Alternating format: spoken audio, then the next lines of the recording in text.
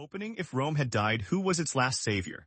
Imagine you're the emperor of an empire that once ruled the world, but as you ascend the throne, the borders have shattered, enemies are at the gates, and the very people who once cheered Caesar are now clamoring for your head. You could flee, you could surrender, or you could choose to stake everything on a war no one believes you can win. This isn't the story of Julius Caesar, not Constantine, nor Alexander the Great. This is the story of a name history once tried to forget: Heraclius, who in 610 AD ascended the Eastern Roman throne at a moment when the empire was on its deathbed. But instead of writing Rome's eulogy, he took up his sword, swore he would not abandon the city, and launched the most spectacular counteroffensive in European history. Think you've heard about historic comebacks? Think you know what's impossible? Hold tight, because you're about to hear the story of a great victory that led to an even greater tragedy. Part 1: Darkness descends on Constantinople. The overture to a grand tragedy. In November of 602 AD, dusk fell upon Constantinople, not merely with the fading light of a winter sun, but with the howl of history. It was the sound of an empire once deemed invincible, the Eastern Roman Empire, or as we in the West commonly call it, Byzantium, teetering once more on the precipice. On the cobbled streets leading to the Hippodrome, blood had yet to dry, staining the path of a political nightmare that had just reached its brutal conclusion. Phocas, an officer of common birth, had executed a ruthless military coup. He not only murdered the legitimate Emperor Maurus but didn't stop there. He systematically slaughtered all of the old emperor's sons, throwing their bodies into the Sea of Marmara like stones cast to drown dogs. Each splash wasn't just the end of a royal lineage. It was a death knell for ancient Roman authority, signaling the dawn of a dark age. To truly grasp why such a tragedy unfolded, we must look beyond the Theodosian walls, beyond even the Mediterranean. We must confront the inherent fractures of an ancient empire that survived by pretending it was still strong, when Rome was no longer in Rome. The illusion of grandeur and seeds of ruin. At the dawn of the 7th century, the Eastern Roman Empire was surviving on its own magnificent memory. After the collapse of the Western Roman Empire in 476, Constantinople remained the sole surviving center of ancient Roman civilization. Yet, this splendor was now only found in the golden domes of the Hagia Sophia and the silver gleam of solidi coins. Internally, politics was a smoldering furnace, consuming emperors one after another in relentless power struggles. Maurus, the murdered predecessor, was in truth no dictator, but a brilliant general and shrewd strategist who had saved the empire from collapse against the Persians and Slavic tribes. But in a cruel irony of history, his military victories sowed the seeds of his own demise.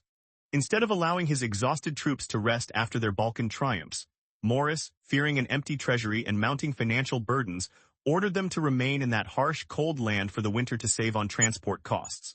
The soldiers, already worn out from years of relentless campaigning and hardship, reacted to this callous disregard with a full-blown mutiny, erupting in a blaze of fury. And so Phocas, a man of no noble lineage, no lofty ideals, only a thirst for power, ascended to the throne, wading through blood and chaos. Phocas, emperor of darkness, ruling by the sword. For centuries, Roman historians had a saying: "He who rises by the sword shall die by the sword." For Phocas, this wasn't a philosophy but a fateful curse. Within months of seizing the throne, he began to suppress anyone who didn't offer unquestioning obedience.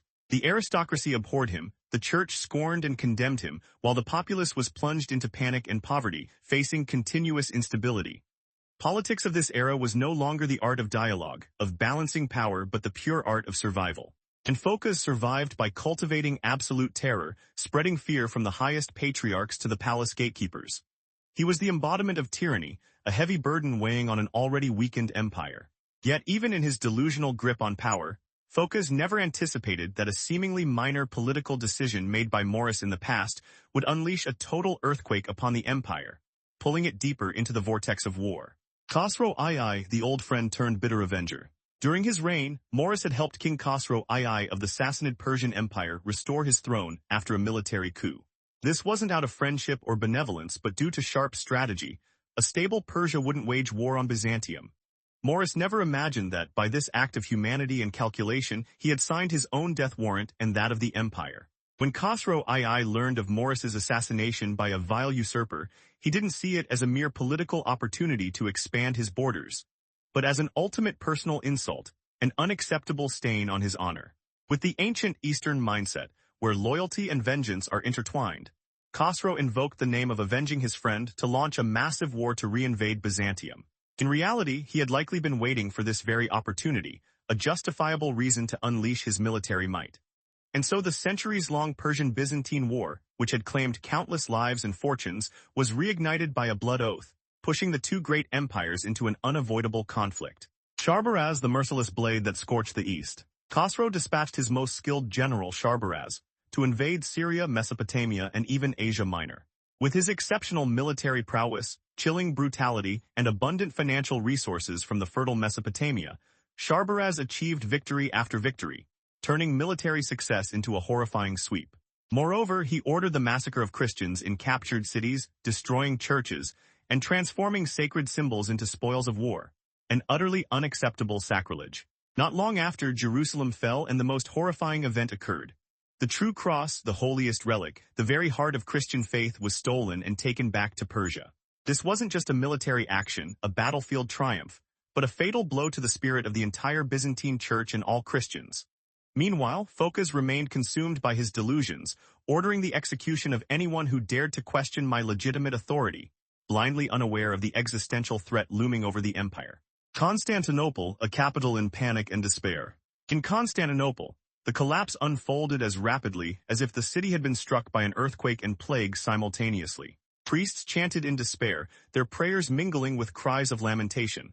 The populace began to believe that God has abandoned the Eastern Roman Empire, a terrifying conviction that gnawed at their morale. Merchants fled, soldiers deserted, and officials scrambled for titles and flattered Phocas to survive the day, painting a picture of chaos and decay. In that desperate darkness, when all hope seemed to have dwindled, a faint glimmer of light unexpectedly emerged from the last place anyone would have anticipated. Carthage, once the ancient archenemy of Rome, destiny, it seemed, was orchestrating a historical irony. Heraclius, the reluctant heir to a decaying empire.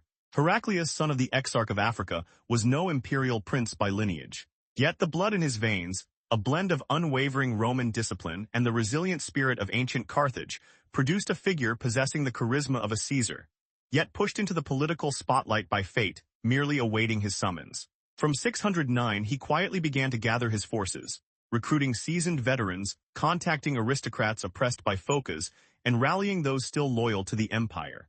And by 610, when Constantinople was like a rotting fruit waiting to be plucked, Heraclius sailed his proud warships from Carthage towards the capital. He arrived not to wage war but to salvage. There was no significant resistance, for Phocas had utterly debilitated himself. Phocas, who had ascended to the throne through blood and brutality, was now dragged by his own inner circle before Heraclius, like a toothless beast stripped of all authority. The death of Phocas and history's harsh question. Legend has it that when Heraclius questioned him, his voice filled with disgust and rage. "Is this how you have ruled the empire?" Phocas, his face repulsive, still reeking of arrogance, retorted with a challenging question, one that history would forever remember. "And you, will you do better than I?" Heraclius gave no answer. He silently signaled for Phocas's immediate execution, not out of personal hatred, but because he understood one crucial truth. The empire could not be reborn without blood being shed, it could not be healed without excising the very cancer that had corrupted it. It was a cruel yet necessary decision, a moment that defined destiny. A riven empire, the promise of a reluctant savior. But the death of Phocas did not end the crisis. It only ushered in a far darker period, an unprecedented test. Heraclius ascended the throne not to rule a powerful empire, but to salvage a mound of smoldering ashes. Key cities in Syria, Palestine, and Egypt were lost. Jerusalem was being desecrated and occupied. Slavic tribes poured into the Balkans like a deluge. To the east raged the Persian fire, to the north the axes of barbarian tribes, to the west emptiness and chaos. Part 2, When Rome Fell, the Hero Rose. A triumphant ode to willpower. In October of 610 AD, Heraclius, barely in his 30s, was officially consecrated as emperor of the Eastern Roman Empire by the Church. Yet this glory to him was nothing more than wearing a crown of red-hot iron. It seared his shoulders, rather than making him shine. Unlike the traditional coronations, brimming with applause and religious fanfare, Heraclius's enthronement unfolded in silence and fear. Not a single noble dared to applaud. No one knew if Constantinople would even exist tomorrow. The border situation at the time was rotting like a corpse in the sun. To the east, General Sharbaraz had planted the Persian banner on the mountain peaks of Syria and was poised to sweep through Cilicia, directly threatening Asia Minor. To the north, the Slavic and Avar tribes not only occupied the Balkans but had begun building settlements, settling in as if it were their permanent territory. To the west, everything was empty. No one in charge, no one informed, no one cared about the fate of an empire teetering on the brink. Before Heraclius lay, a throne burdened by the failures of his predecessors. He was the 86th emperor in the line of Caesars, but the first to confront the terrifying prospect. One day Rome might simply cease to exist. At the abyss, the question of survival. Both official histories and popular accounts record that. In his very first year of reign, Heraclius contemplated flight. Carthage, his birthplace, was a distant but safe land. He could relocate the capital there, gather the remnants of his army, build a smaller empire, and try to survive in the perilous post-Byzantine era. Many generals agreed. They believed there was nothing left to save. Despair was rampant, gnawing at even the bravest hearts. But then, a turning point occurred not on the fiery battlefield, but in the church, a place where human will and divine faith intersected. The sacred oath beneath the Hagia Sophia's dome. One winter night in 611, Heraclius quietly went to Hagia Sophia, where candlelight still flickered by the fresco of the Virgin Mary, creating an atmosphere both solemn and melancholic. He met Patriarch Sergius, the head of the Eastern Church. It was not a meeting between a king seeking counsel from a cleric, but between a man in despair, bearing the fate of an entire civilization on his shoulders, and someone braver than theology itself. Sergius spoke no platitudes. He did not lecture from the Bible or deliver dry dogmas. Instead, he uttered direct, incisive words that stirred the soul. If you abandon this city, it will be lost. If you stay, it may still be lost. But at least God will see that you fought. Then he placed a small copper cross in Heraclius's hand, and made him swear that he would never abandon Constantinople. In that instant, Heraclius was no longer just an emperor, a mere successor to the throne. He became a symbol, a man who would live or die for a sacred oath, for the survival of a dying empire. It was the moment he cast aside all personal doubts to embrace a mission greater than himself. Rising from the ashes, rebuilding the empire. From 611 to 614, Heraclius began one of the largest military and administrative reorganizations in Byzantine history.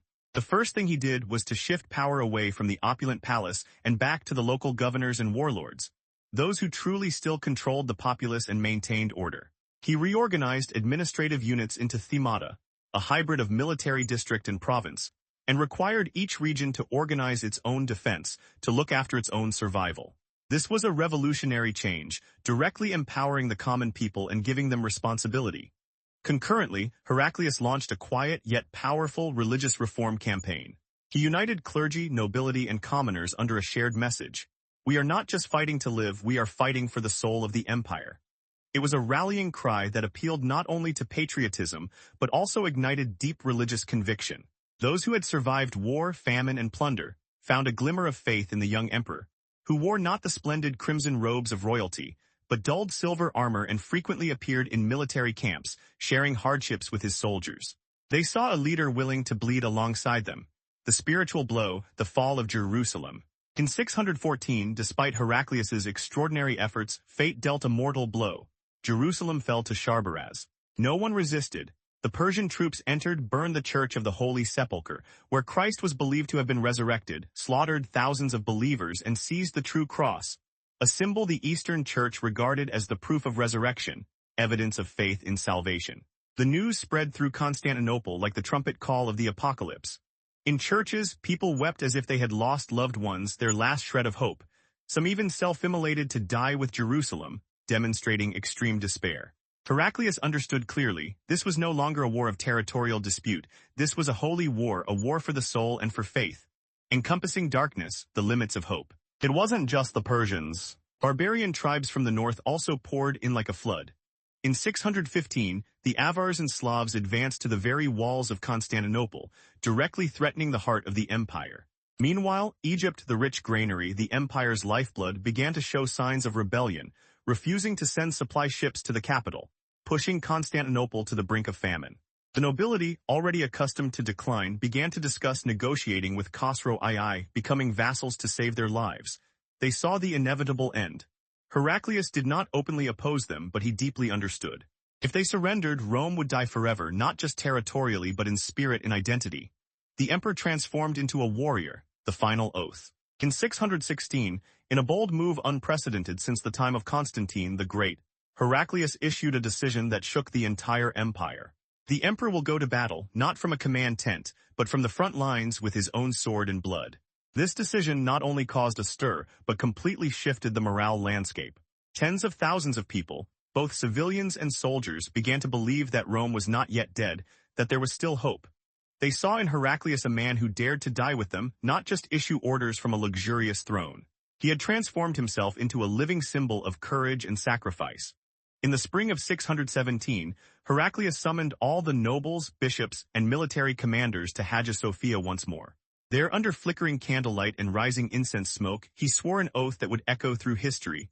"I will reclaim Jerusalem, reclaim the holy relic, reclaim the soul of Rome. If I must die, I will die in the blood of my enemies." From that day on, he no longer resided in the palace. He slept in tents, he ate with his soldiers, he trained with his legions. He became one of them, a great soldier. And from this point, he began to transform them from undisciplined remnants, from desperate civilians, into Rome's last legion, an army of faith and vengeance. The hero rising from the ashes. As Heraclius looked to the east, where the Holy Land, once the pride of the entire empire, lay in pagan hands, he saw not just war, he saw destiny. For him, Rome was not a city, not a splendid throne or a vast territory.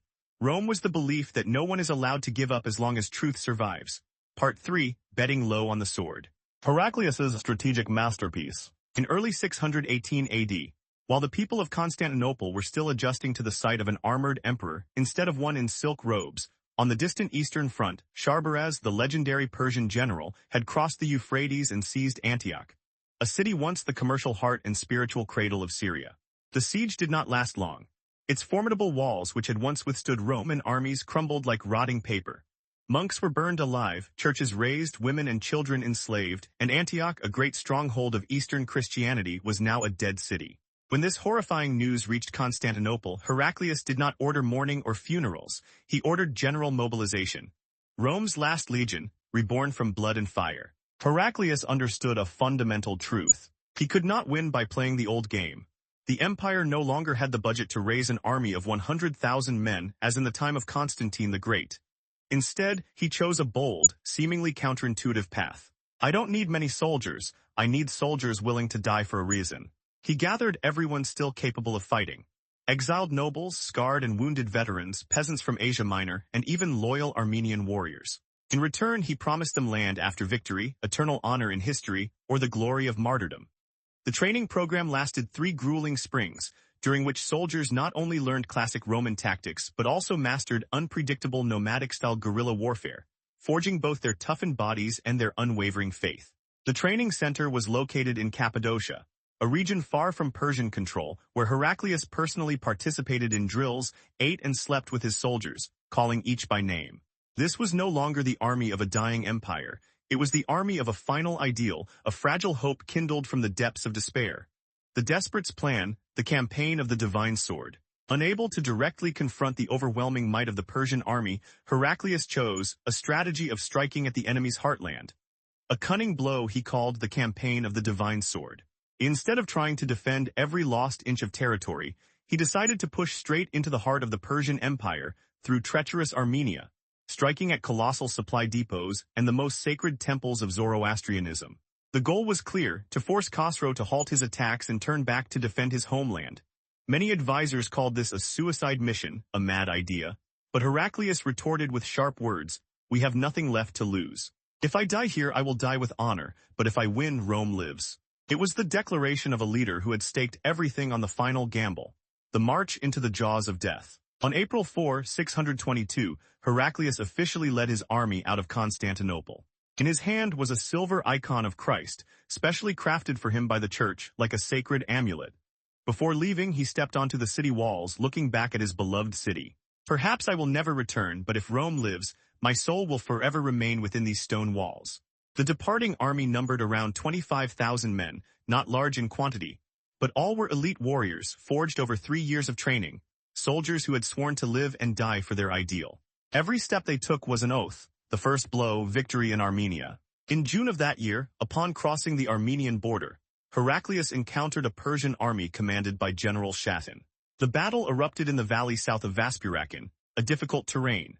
Shahin, confident in his overwhelming numerical superiority and familiar ground, committed his entire army to a decisive encirclement. But Heraclius had anticipated this. Using the treacherous mountainous terrain with masterful skill, he divided his army into 3 wings, feigning retreat and luring the Persian forces into a narrow gorge. When the enemy fell into the trap, the Byzantine army poured down from both flanks like an avalanche, splitting the enemy formation, causing chaos, and almost completely annihilating them. This was Heraclius's first major victory after nearly a decade of continuous defeats, a sign that fortune had begun to turn. Striking at the Persian soul, the burning of a Dur-Gushnasp. In the autumn, after two more minor victories that bolstered morale, Heraclius ordered an attack on a Dur-Gushnasp, one of the three holiest fire temples of Zoroastrianism, a central symbol of Sassanid faith and power. The act sent shockwaves across the entire East, as if someone had just burned St. Peter's Basilica, a severe blow to the pride and faith of the Persian Empire. The fire temple was utterly consumed, its priests taken hostage, and the eternal flame of Ahura Mazda extinguished for the first time in over 700 years. All of Persia was shaken. Khosrow II, still reveling in his victories in Egypt, was so enraged that he vowed to execute Heraclius by burning him alive in a stone furnace. But before he could execute anyone, another lightning-fast blow struck. The swift attack, 3 consecutive victories. From late 623 to 625, Heraclius launched 3 swift raids on key fortresses in northern Iran. At Divin, a crucial city in Armenia, he ambushed and annihilated Khosrow's elite imperial guard. At Tigranocerta, near the Persian heartland, he defeated General Shahbaraz in a precarious pontoon bridge battle, demonstrating superior military acumen. And at Ganjak, he...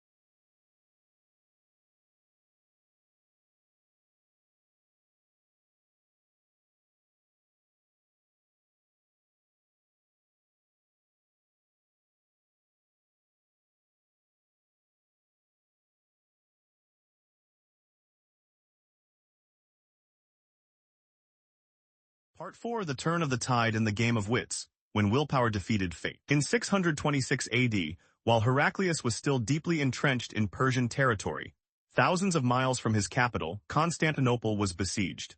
It wasn't just a simple siege, it was an all-out assault, a gamble on which the Sassanid Empire had staked everything. From the north, a combined army of Slavs and Avars, a colossal force of nearly 80,000 men, advanced to the Theodosian walls, ready to flood into the city. Simultaneously, the remaining Persian forces under General Shahbaraz arrived on the other side of the Bosphorus from Asia, forming a suffocating pincer movement that gripped the capital's throat. Constantinople, the heart of the Eastern Roman Empire, had no emperor, no grand army, no reinforcements. All signs indicated that Rome was about to end, crushed by barbarians and infidels, the city's guardian. Faith and a secret weapon. In that moment of life and death, the key to defense lay not in the number of soldiers, but in faith and the spirit of the people. Patriarch Sergius, who had once made Heraclius swear never to abandon the city, again stepped forward to lead the resistance. He transferred all church assets to the military, feeding the populace and soldiers, bolstering morale with daily processions of the sacred icon of the Virgin Mary along the city walls, conveying a message of divine protection. At the same time, the last great Roman engineers began to deploy a weapon that remained a terrifying mystery to the northern tribes. Greek fire, an incendiary mixture that burned inextinguishably on water, spewing from bronze tubes, spreading horrific destruction.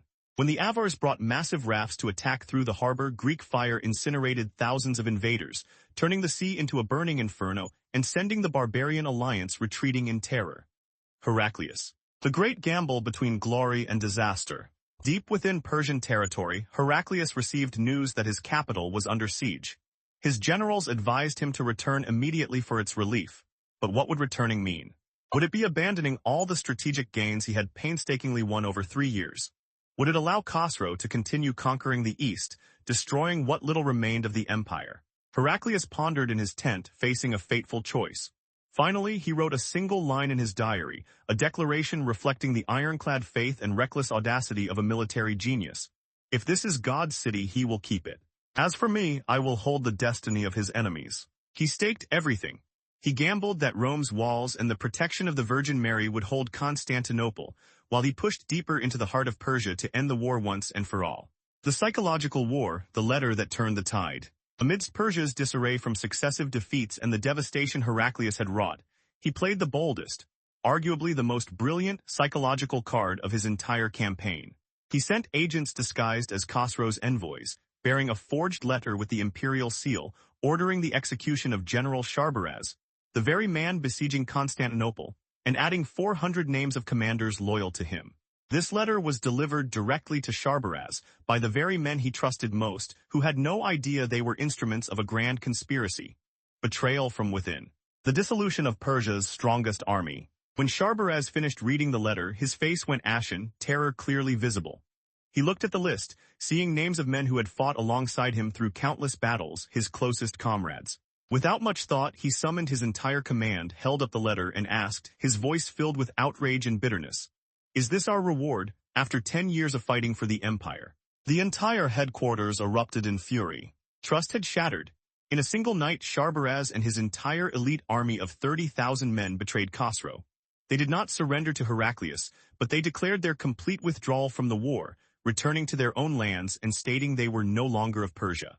While this was no ordinary military victory, it was an absolute strategic triumph won through intellect and cunning. Heraclius didn't need to fight a single battle. One letter had neutralized Persia's last effective army. Now Khosrow, the once undefeated emperor who had seen himself as ruler of the world, was left with only scattered forces and a populace whose loyalty was crumbling from within. The decisive battle. Nineveh 627, the finishing blow. Heraclius, understanding that the golden opportunity had arrived, immediately launched his remaining grand army across the Tigris and lured the Persians into a decisive battle at the ruins of Nineveh, the ancient, once glorious capital of Assyria. He again employed a masterful feigned retreat, pretending to withdraw, then suddenly turning to counterattack when the Persian army was pursuing in disarray and off guard. The battle raged for a full day in severe sleet and snow, with Heraclius personally fighting with his sword on the front lines. Old histories describe him killing 3 Persian generals in fierce duels. He was truly an emperor warrior, heedless of personal danger. History records as a grand summation, a great empire does not die by dagger, but by a courageous man standing in the crack of history. Persia was utterly defeated.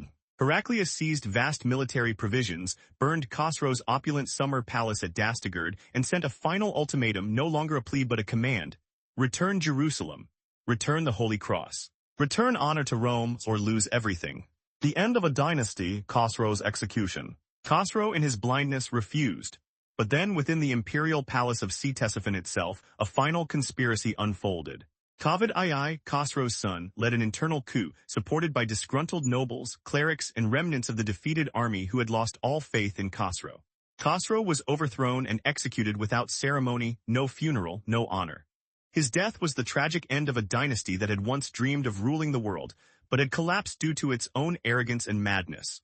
The final peace treaty, Heraclius restores glory. Kavod II, understanding the desperate situation and recognizing Heraclius's unshakable power, immediately sent a letter of surrender, agreeing to all of Heraclius's terms. Return all of Palestine, Syria, and Mesopotamia, the lost territories. Return the true cross, the most sacred symbol that had been stolen. Sign a peace treaty ending the war permanently with Byzantium, committing to lasting peace. Heraclius executed no one, demanded no war reparations, offered no insult to the defeated. He simply said a profound yet simple statement: Rome lives, that is reward enough. From darkness to legend. The Savior's triumph. In 628, Heraclius led his army back to Constantinople amidst unprecedented jubilation. The people wept with emotion, knelt on the cobbled streets, and kissed the cloak of the warrior emperor who had saved them.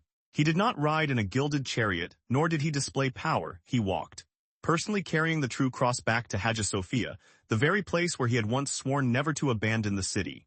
Everyone from commoners to nobles acknowledged. He did what Caesar could not do, Alexander could not do. He saved a dead empire with faith and wisdom.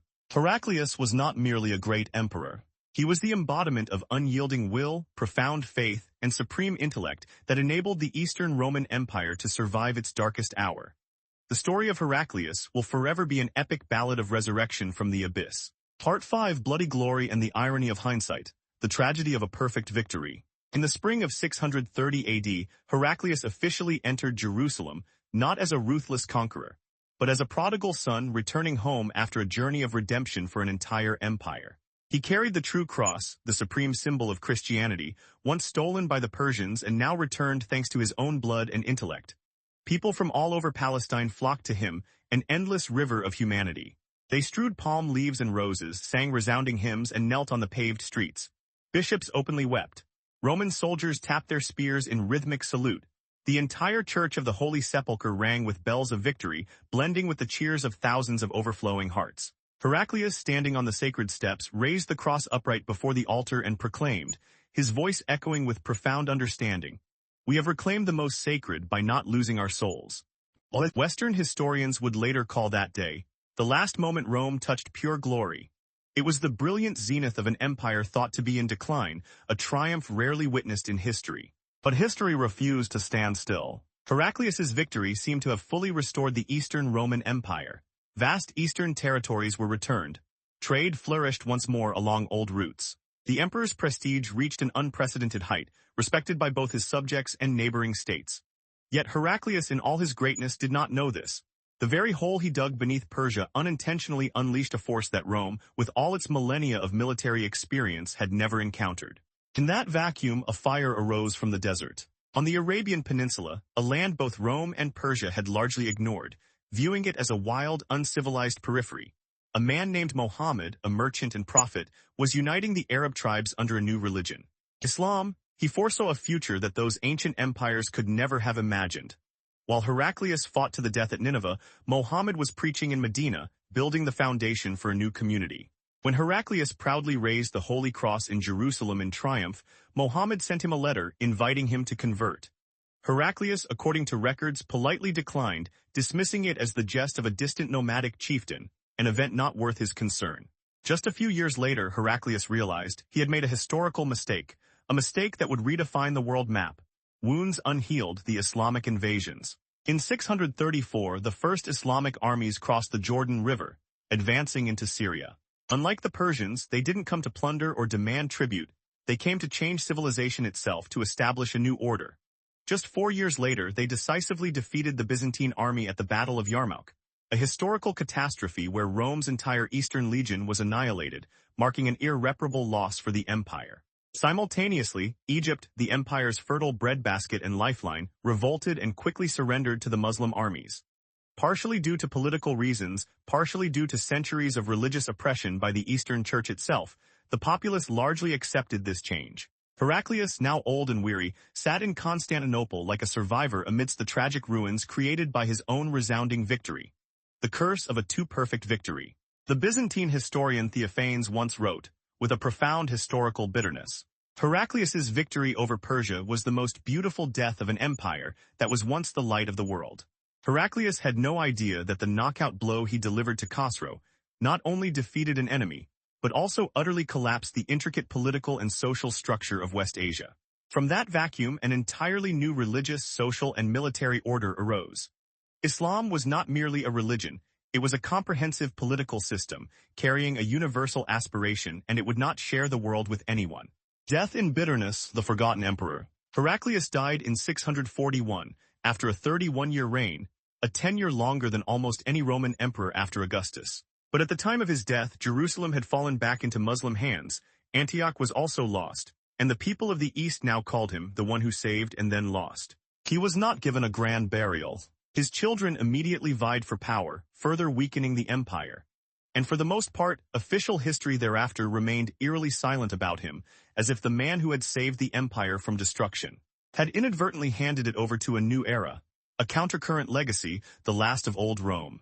Today, modern historians view Heraclius with a more complex, multifaceted perspective. He was the last to embody the classical Roman spirit, both as a stern general and a flexible strategist, always prioritizing the empire's welfare. He was by no means a tyrant, nor a conqueror for personal fame. Rather, he was a man who fought for the soul of a dying civilization, a fading ideal. But it was also he, through his too-perfect victory over Persia, who shattered the delicate balance of power in the Near East, allowing a new system, Islam, to emerge like an unstoppable desert storm. Conclusion. Great and tragic, two sides of the same coin. If Julius Caesar was the man who killed the Roman Republic to build an empire, then Heraclius was the man who tried to save the empire with his very life, only to realize that the world had turned a new page, and no one could reverse the flow of history. He stands as the last symbol of an old Rome, a Rome of glory, of crosses, of ideals, of immortality, but also a Rome unable to confront the new era, an era where there would be no room for absolute emperors, but instead for religion, dogma, and cultural warfare. Epic conclusion. Heraclius was not the greatest king nor the mightiest general of all time, but he was the man who bore the most historical paradoxes. He won but could not retain full glory. He saved the empire from immediate demise but inadvertently paved the way for another to rise.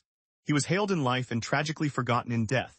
If there is any figure who most clearly embodies the fierce paradox of history, it is Heraclius, the emperor not destined to halt the tides of change, but who ultimately died as Rome's final guardian in its old form. Conclusion, the man who closed the old era but could not step into the new. When Heraclius died, no one sang epics. No golden statues were erected. He isn't remembered like Caesar nor glorified like Charlemagne. Yet without him, there might be no Constantinople, no Rome, and no Western civilization for you and me to inhabit today. His victory over Persia was the last triumph of old Rome, the final breath of an empire that once brought light to the ancient world. But it was also that very victory which shattered the geopolitical balance, paving the way for a new era, the era of Islam, of the Arab Empire, and of the Crusades that would shape Europe for hundreds of years to come. Heraclius was not a king who lived in unblemished glory, but he was a man who fought for a dying empire and very nearly brought it back to life. A magnificent tragedy.